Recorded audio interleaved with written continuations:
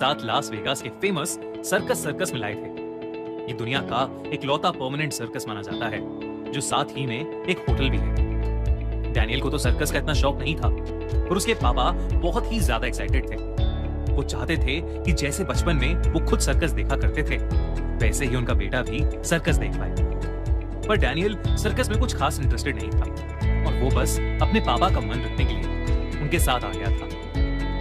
Circus के पास पहुंचते ही वहां की हवा में मानो एक अलग सी ही एक्साइटमेंट थी। डैनियल और उसके पापा शो के एक दिन पहले ही वहां पहुंच गए थे, इसलिए उन्होंने सर्कस सर्कस के होटल में रेस्ट करने के लिए एक रूम ले लिया था। रिसेप्शनिस्ट ने उन्हें रूम नंबर 123 की चाबी थमाई और वो दोनों ऊपर चले गए। होटल के उस फ्लोर पर चढ़ते ही उन दोनों को एक अजीब सी घुटन महसूस हुई।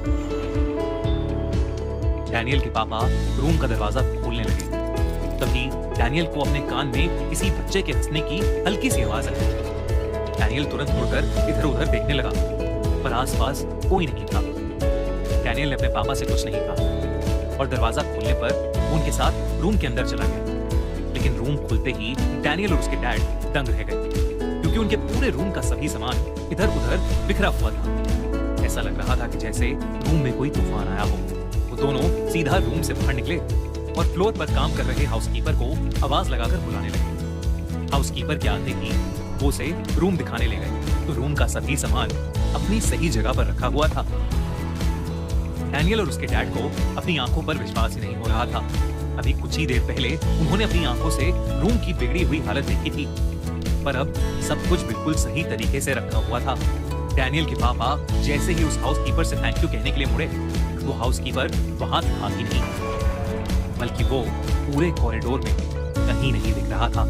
डैनियल और उसके पापा को सब अजीब तो लग रहा था, लेकिन उन्होंने उसे इग्नोर किया और रूम में आकर रेस्ट करने लगे। डैनियल के पापा की बेड पर जाते ही आंख लग गई, पर डैनियल बिल्कुल भी थका हुआ नहीं था, इसलिए वो अपने पापा के सुनते ही चुपके से रूम से बाहर चला गया। होटल के कॉरिडोर में चलते हुए डैनियल ने देखा कि अजीब सी दिखने वाली औरत एक रूम के अंदर एंटर कर रही है। डैनियल थोड़ा आगे चला, लेकिन डैनियल को वो औरत किसी और के रूम में घुसती हुई दिखाई दी। डैनियल को ये बात बहुत अजीब लगी, पर फिर भी वो कॉरिडोर में आगे चलता रहा। लेकिन जब उसे वो औरत तीसरी बार किसी और रूम में जाती दिखी, तो वो अचानक घबरा उठा। उसने सोचा कि उसे चुपचाप वापस अपने रूम में चले जाना चाहिए, लेकिन वो जैसे ही पीछे मुड़ा, उसने देखा कि कॉरिडोर के एंड में वही औरत खड़ी थी और वो डैनियल को ही घूर रही थी। उसकी आंखें पूरी तरह से लाल थी, उसके बाल बिखरे हुए थे और चेहरा बेहद डरावना लग रहा था। जब डैनियल ने ध्यान से उसे देखा,